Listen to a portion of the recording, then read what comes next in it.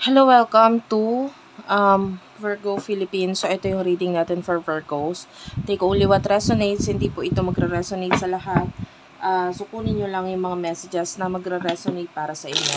Kung hindi pa ka pa nakaka-subscribe sa ating channel, pahit na lang ng subscribe button, notification bell. Ma-appreciate ko po lahat ng likes, comments, and share. So, again, this is for Virgos. Kapalaran sa pag-ibig. Almost daily love reading. One last shuffle. Thank you, Spirit Guides, Angel Guides. For Virgos.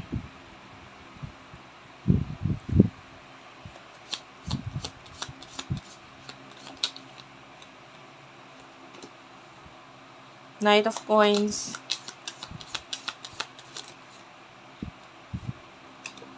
Ten of Coins and the Justice card. Bottom of the deck is the King of Wands. I don't know if you're ready, no?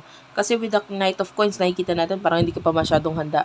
But with the Ten of Coins, this is money, this is success, material gains, material wealth ang ma-achieve mo dito, no? I can see you being successful sa career with the Justice card na meron ka ngayon. Especially yung iba sa inyo, if you do have a business with the King of Wands, ayan, lalo na ang nasa ilalim niya rin is the Six of Wands. So, this is all about victory. This is all about success. And with the Nine of Cups, ayan, this is a successful person and this will be you, no? And nakikita natin na parang napapalimutan ka ng mga bagay na masaya ka. Okay, na na-achieve mo, na meron ka nito. Okay, so that is an energy of a very successful and wealthy person, and that could be you. Okay, nakikita natin yung iba hindi pa handa, no, with the Knight of Coins, but soon enough ma-achieve mo kung ano man itong mga ito. With the Justice card, Libra energy, lalo na kung ikaw ito na wala ka namang hinangad kundi ang maging totoo lang, ano, and also at the same time hindi ako nakakita ng wrongdoings or maling gawain mula sa'yo.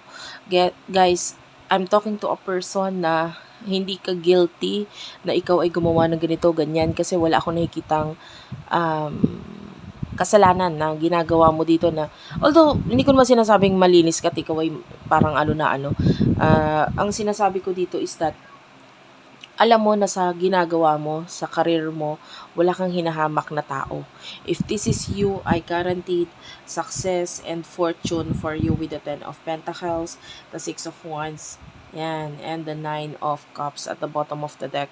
Yan, yung iba nga, especially sa negosyo mo, alam mo kung wala kang inaapakang tao, bagkos ikaw pa nga ito tumutulong, nagbibigay ng advice sa iba, kung ano yung makakatulong para magkaroon pa ng success sa kanila, then maybe this is your reading. Nakikita natin yung success for you pagdating sa ginagawa mo, okay? Now,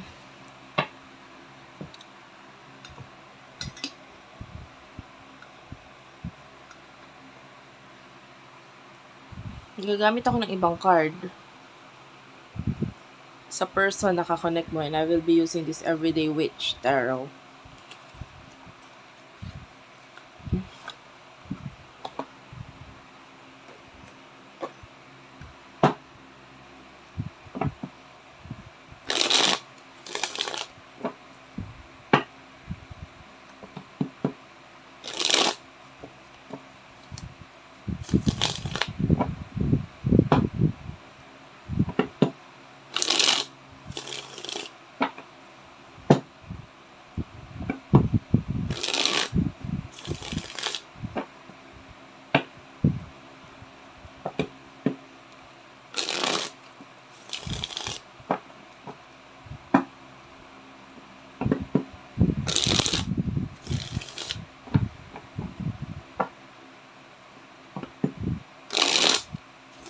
Okay.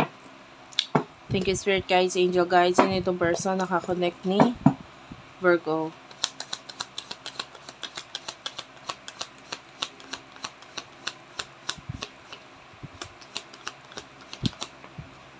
The Queen of Pentacles, wow. The Ace of Cups. Bottom of the deck is a Ten of Wands, Aries, Leo, Sagittarius energy. Taurus, Virgo, Capricorn, Cancer, Scorpio, Pisces is also here.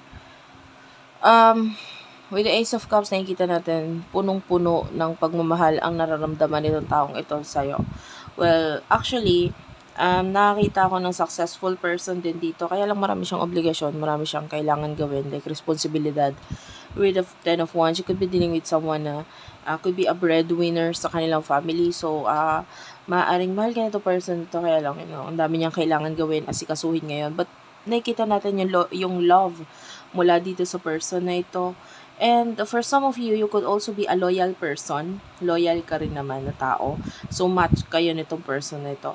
Then, pwedeng sa inyong dalawa, pwedeng mas nauna lang siya na makuha yung success na yun. But I can see you na nakakahabol or makakahabol ka na sa mga susunod na buwan dito sa person na ito. Okay? Kumaga sa level, sabihin na natin mas mataas yung kanyang success na meron siya ngayon. But I feel like makakahabol ka rin dito. Okay?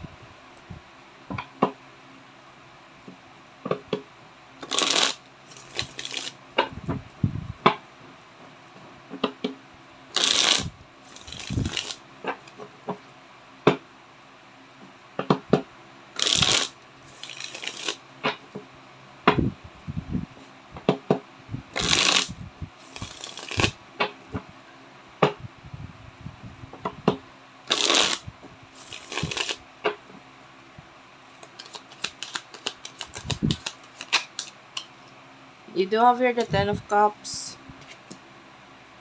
The Tower. Clarify the Tower. You do have here the Ten of Swords. Okay. I feel like there's a lot of love na nangyayari sa'yo, no? May a lot of love na nararamdaman mo towards this person. Pero maybe there's some kind of ending na nangyayari sa connection ninyo ngayon with the Ten of Swords and the Tower. So, I feel like with the Three of Pentacles, okay lang yan. Healthy yung separation or ending na nangyayari sa inyo para mas lalo ka mag-grow. Kasi maybe, hindi mo ma-achieve yung growth na yan hanggat may connection sa inyo ng person na ito. So, parang beneficial yung pagkakaroon ng separation sa inyo ng taong ito. Okay? And,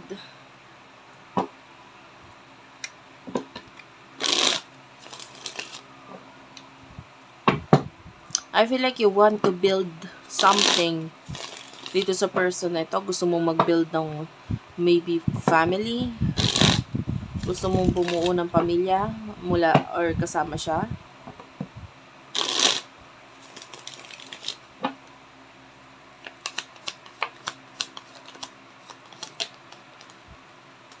We do have here the Five of Swords and the Temperance. One more card, please. We do have here the Two of Cups. Bottom of the deck, we do have here the Page of Pentacles. Okay. The way I see this, nakikita natin na pwedeng may pagkakagulo ng connection ngayon sa inyo nitong person na to, but your person is patiently waiting with the Two of Cups na magkaroon ng relationship and maybe something sa inyo. And with the Ten of Cups,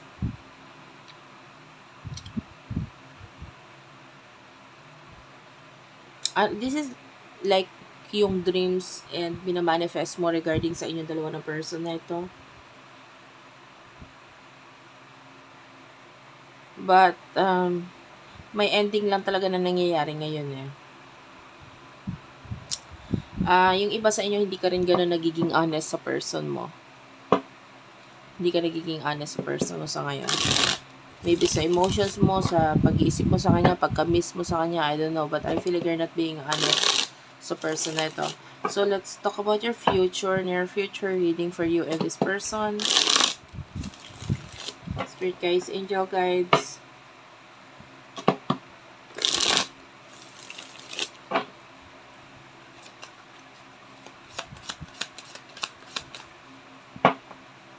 Bottom of the deck is the Page of Wands. Okay. Nine of Pentacles, Three of Cups, and the Fool.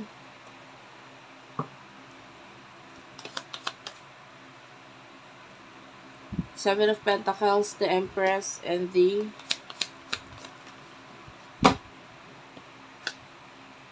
Nine of Cups. Wow. Alam mo, may second or another chance, connection sa inyong dalawa na nito person na ito. And that would happen, no? May communication tayo nakikita with the Page of Wands. Maganda yung nakikita natin reconciliation dito, may happiness. Both of you are nagpapakita ng Nine of Cups.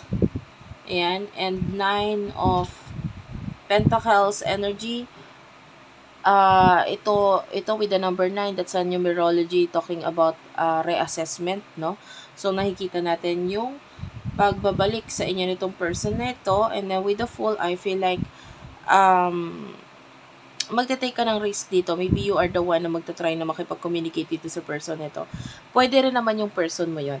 But for what I can see here with the Empress, this is the person na magiging proud siya sa kung ano yung makikita or maipapakita or masasabi niya sa'yo. So, may pag-uusap,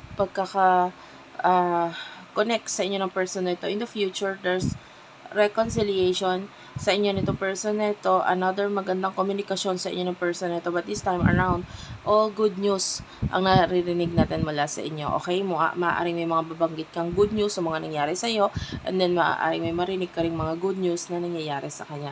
So that's it for now. Thank you for watching. Sana nakarelate kayo, nakaresonate kayo. Please do like and subscribe to our channel, Unicorn Princess Tarot, Madam P TV, Virgo Philippines, Tapit Hapon TV, Water Sign Philippines, Madam P Vlogs, Libra Philippines. I love you all, guys. Thank you for watching, and bye-bye.